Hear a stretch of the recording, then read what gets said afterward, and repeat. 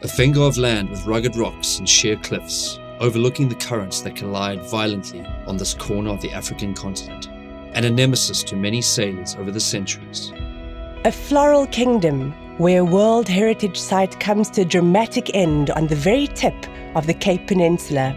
This is Cape Point, a place unlike anywhere else on this planet.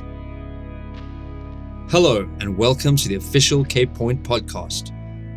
Over the course of this 12-part series, we'll be exploring this landmark's history and myths. We'll also celebrate the natural beauty of its unique flora and fauna. A paradise for our early Stone Age ancestors who lived here 600,000 years ago.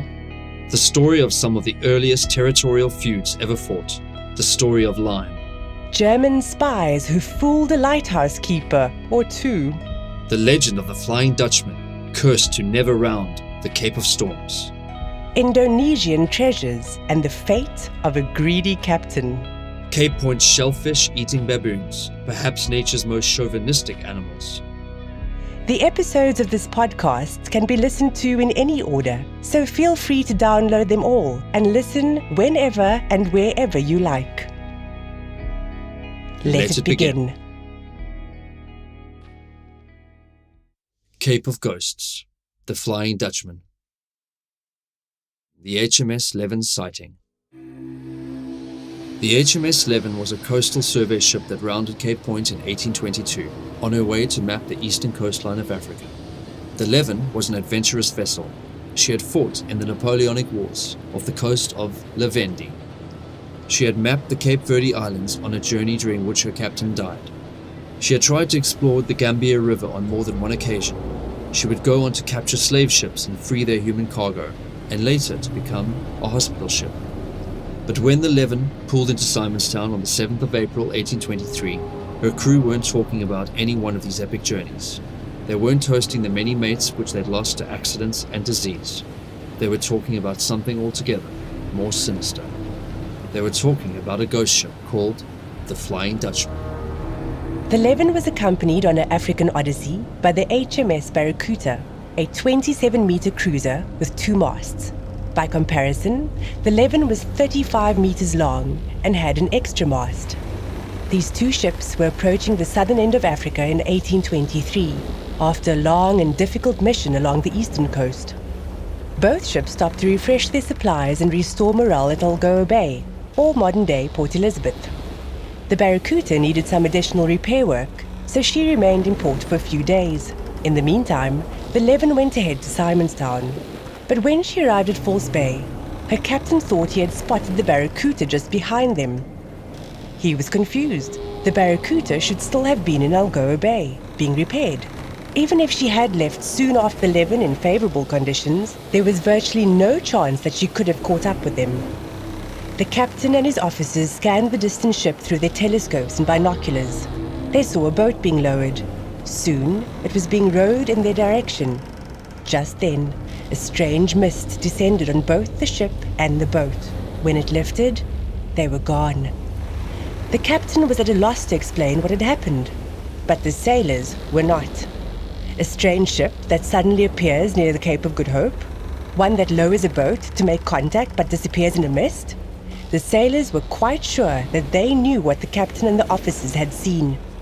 The sailors of the HMS Leven knew about the legend of the Flying Dutchman. The Curse of Captain Van der Decken. The legend of the Flying Dutchman was born after a ship was reported missing at sea in 1641.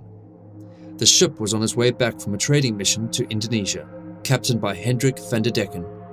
Its cargo holds were full of silks and spices that would make the Dutch East India Company a fortune. But as the ship was approaching Cape Point, the weather turned. A storm approached from the west, and the wind persistently blew into the ship as it travelled back home, but the captain kept going. Whether he was spurred on by a love for his family or greed for his bounty, we'll never know. What we do know is that the stronger the wind blew, the more determined Van der Decken became to round Cape Point. As the Flying Dutchman was tossed by the waves and turned by the wind, Van der Decken raised his fists to the roaring skies and swore an oath.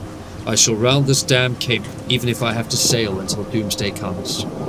At that moment, an angel of the Lord appeared, although it could have been a devil in disguise. Whatever it was, it granted Van der Decken's wish. The waters calmed and the crew survived. But to this day, the ship sails up and down the Cape of Storms, stuck in a cycle of endless struggle. It's unable to find its way home, and its crew is desperate to contact other seafarers to send word of their plight to their loved ones. The ship and its crew are forever cursed. Sightings of the Flying Dutchman.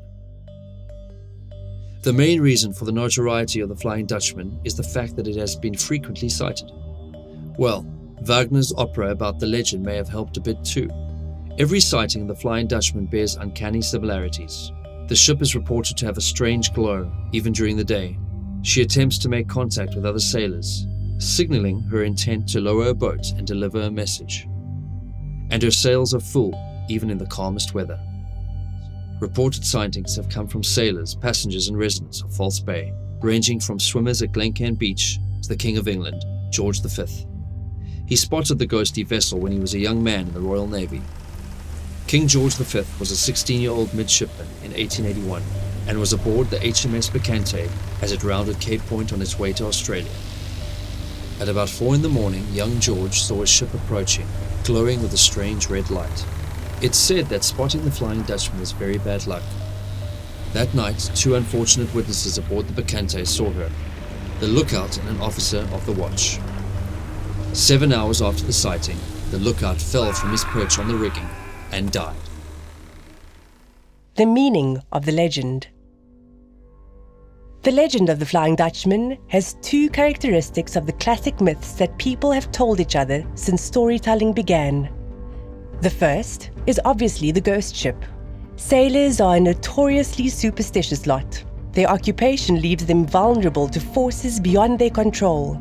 This often fosters a faith in supernatural forces that will keep them safe, and a fear of unexplained phenomena. Ghost ships serve as a cautionary tale to new recruits, and a historical canon for old hands. These tales also keep the informal hierarchy below decks in check, and can even serve as a respectful way to persuade captains or superiors that they're making bad decisions. The second characteristic is that of endless struggle, with neither conclusion nor reward. It brings to mind the classic myth of Sisyphus, king of Corinth. He was a famous sponsor of shipping and trade routes, but also a vain and deceitful man. He seduced his own niece and even betrayed Zeus, the king of the gods. As punishment for his treachery, Zeus ordered Sisyphus to spend an eternity rolling a huge boulder up a hill. But each time he was just a few inches from the summit, the boulder would roll back down again. Both Sisyphus and Van der Decken were punished for their vanity and obsessiveness. They are condemned to spend an eternity coming tantalizingly close to something that they'll never actually achieve. That's it for this episode of the official Cape Point podcast. We hope you have a chance to visit this dramatic corner of the African continent sometime soon, and to experience the scenic beauty which surrounds this idyllic piece of land. You can explore one of the many trails across craggy cliffs to hidden beaches, or ride the funicular and visit the old lighthouse. There are also free audio tours to enjoy at your own pace.